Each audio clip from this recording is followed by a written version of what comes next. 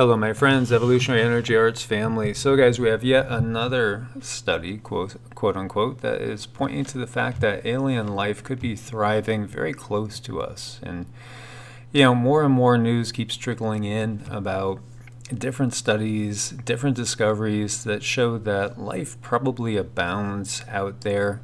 To think that we ever thought, or some of us anyway, and some still do, that there is nothing but life here on Earth, and that's all there is. It's completely illogical. And so, is this, again, soft disclosure? Well, I mean, really all we have to do is look into our own past and our own hidden history to see just how clear it is that there has been many different types of life here on this planet, many different types of humanoid beings, as we've talked about, with the human family tree constantly growing with new discoveries all the time. And then we look at some of our legends and our quote-unquote holy books, and many of them talk about this. There are legends and tales from all around the globe, all about that we come from the stars in the first place, and some even point out and say we come from over here, Sirius or the Pleiades, and we're talking about different indigenous traditions. And so how many different types of forms of life are there? It's probably limitless. Look at all the different types of life we have on this planet alone. So this is out of Forbes, but being reported in many places. Alien life could thrive on 4 Earth-like planets very close to our solar system, so says this new study. And alien life could be evolving right now on some of the nearest exoplanets to our solar system, claim scientists at Cornell University in Ithaca, New York. Their proof is you. It's been presumed that the high levels of radiation known to be bombarding many of the rocky Earth-like exoplanets discovered so far by astronomers precludes life. But that theory is turned on its head by new research published in monthly notices at Royal Astronomical Society.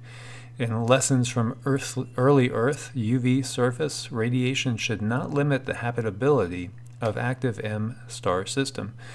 The authors say that of all the life on Earth today, it evolved from creatures that thrived during an era of much higher levels of UV radiation assault. So why not life on alien worlds? The authors, Lisa Kaltenegger, Associate Professor of Astronomy and Director of Cornell's Carl Sagan Institute, and Jack O'Malley James, a Research Associate at Carl Sagan Institute, also pose another question. Does the evolution of life actually require high levels of radiation? So, have we been given maybe perhaps an incomplete picture on exactly what is going on?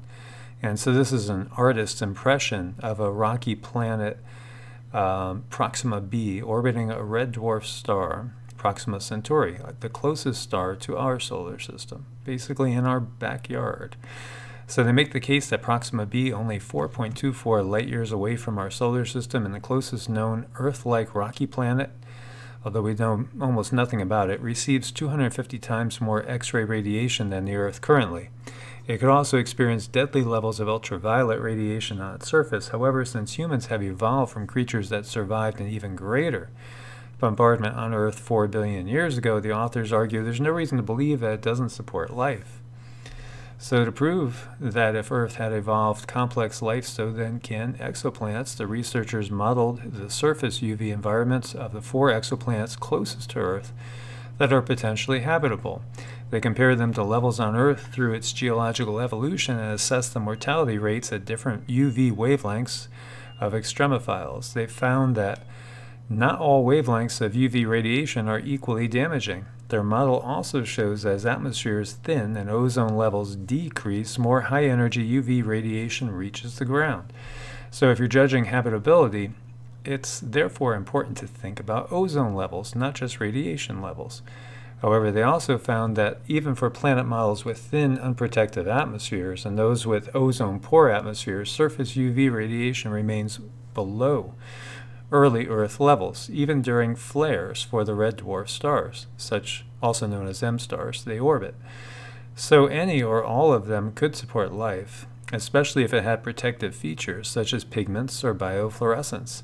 which some fish use to absorb light and eject it as a different color, or if it lived under the soil, water, or rock. And so, that has a little video here for you could go and check out as well.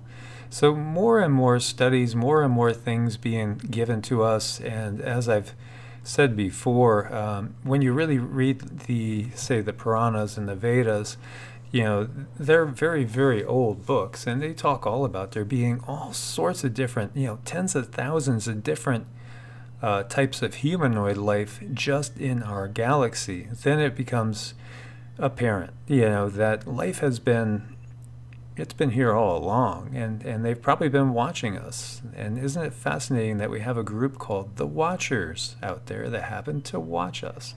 Look at all the UFO abductions. Look at all the history from the Anunnaki and the Hopi with their Anunnaki as well, and the Star Brothers and Sisters, and all the channeled messages we get from Pleiadians and Syrians and Andromedans and all those different sources, and Ezekiel's wheels. I mean, it goes on and on and on. I don't think we're alone, my friends, but let me know what you think. So share your comments as always. Like, share, subscribe. God bless, my friends. Namaste.